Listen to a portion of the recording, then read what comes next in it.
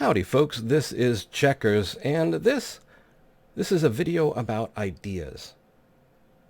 Before we get started though, I need to put in a warning. If you are expecting a high-octane action and adventure video, this isn't it. If, however, you are expecting to be so bored that your socks literally pull away from your feet to get away from your snoring, you, my friend, are in the right place. So, I have a question. What is this thing I see before me? The handle towards my hand. This black object with the silver trim and the white walls, what is it? What do you think that it is? Now, I don't want to know its make. I don't want to know what model it is. I don't want to know where it fits in the lore. Just as an object, what do you think the object is? Personally, my first answer would be car. But if you answered prop or set piece, that's a fair answer too. And if you went so far as to say one of the most dangerous things in gaming, I might accept that as well.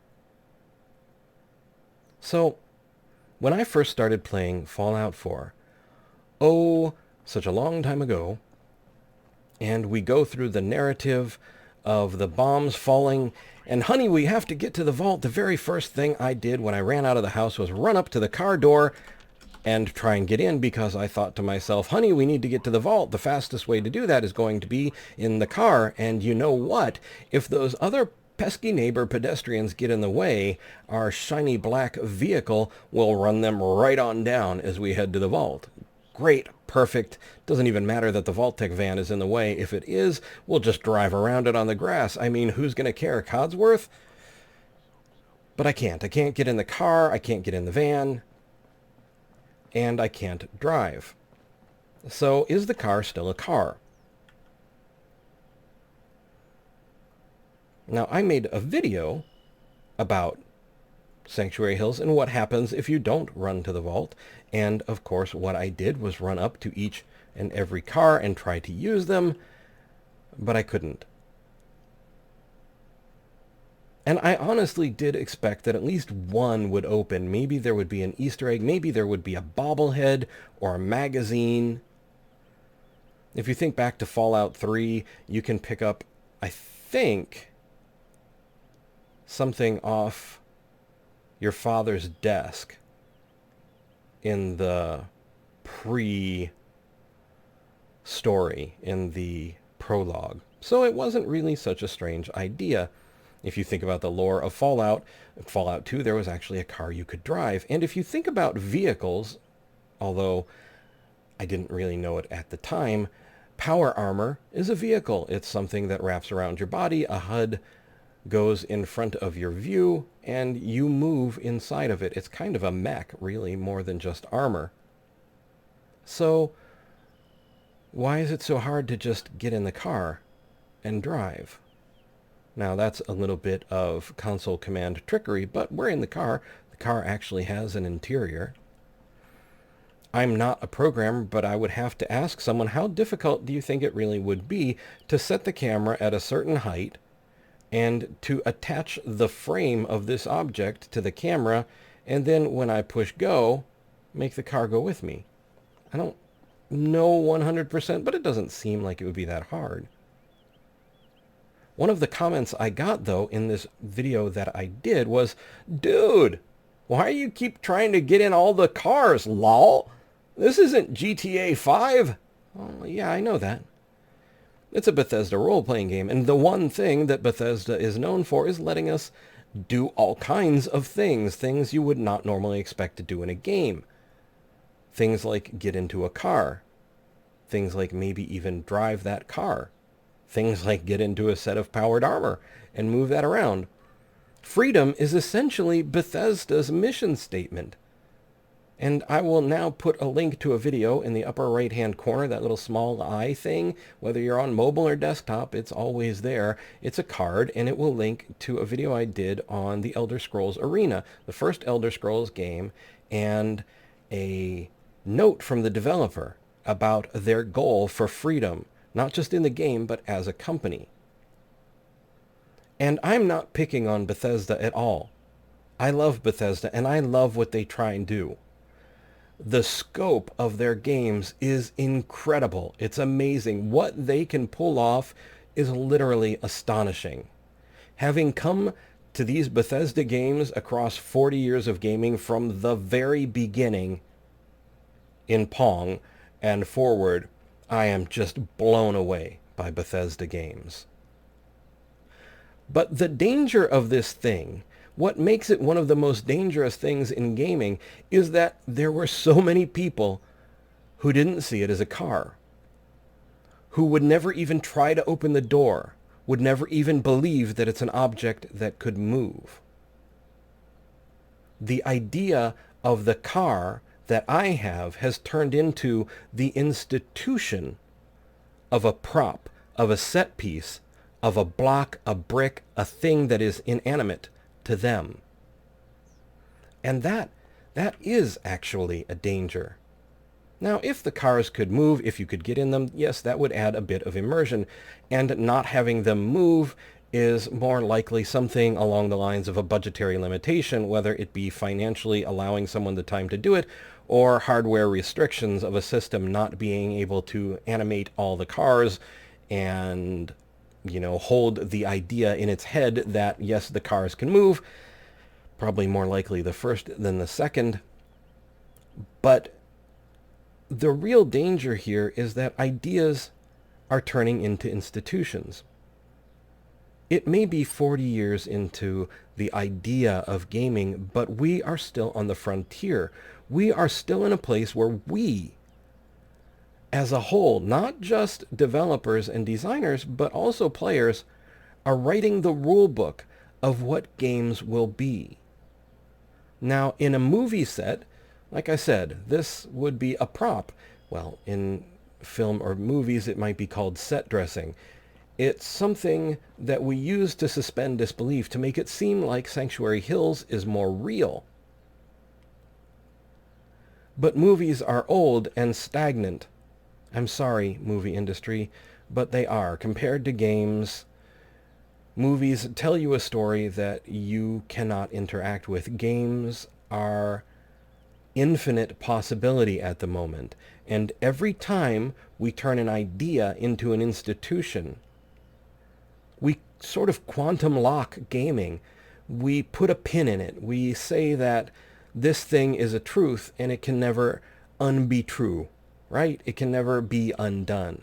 So when the cars become only props, when the cars become, in a player's mind, only a brick or a block or something that isn't truly a car, we have to ask ourselves, is this the quantum lock we wanted to put in place? Now, I'm not saying Bethesda could have saved all of video gaming by making the cars move, and I'm not saying they should patch Fallout 4 to make the cars enterable and movable.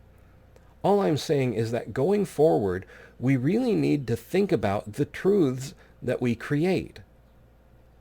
Because, like I said, for a very large number of people, the cars aren't cars.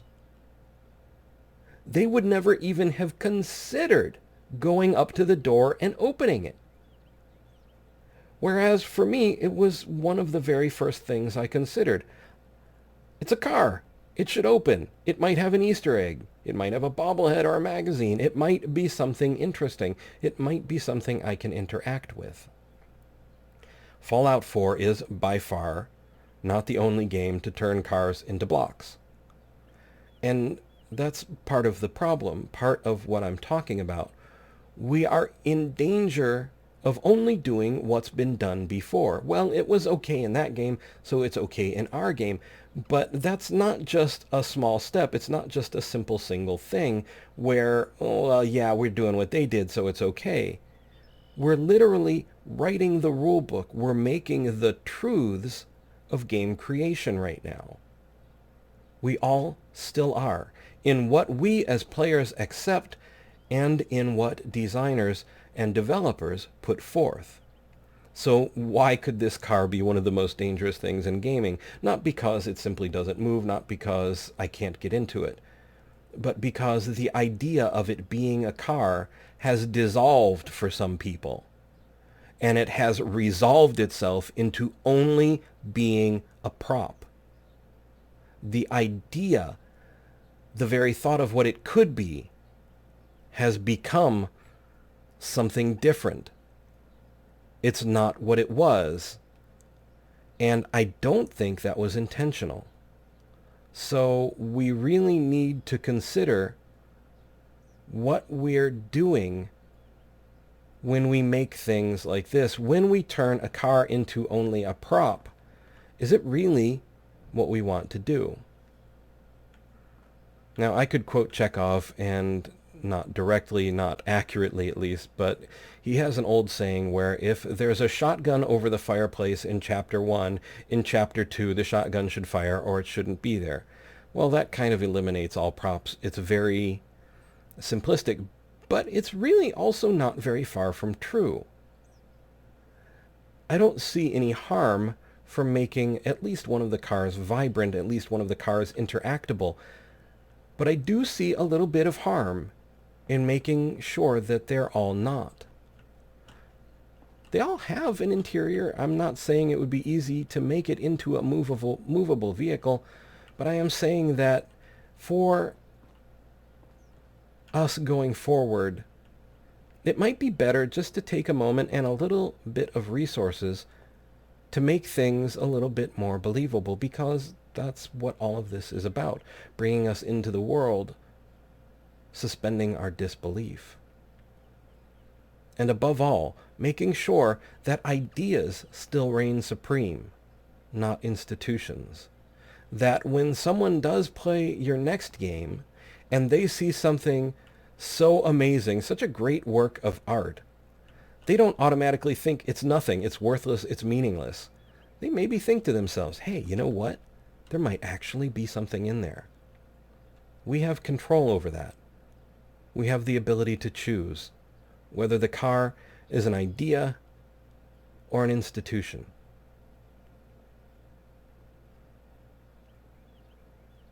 So, I promised you that by the end of the video, your socks would probably pull themselves away from you and bore holes into the earth to escape your snoring. And you know what? I think I've delivered. And if your socks fell down on the job, that is not my fault. If you look at the floor, though, you might actually see 2 holes where they tried to get away. However, if you look in the upper right-hand corner, you will see a small letter I with a white circle around it. These are cards and links to other videos that I've made.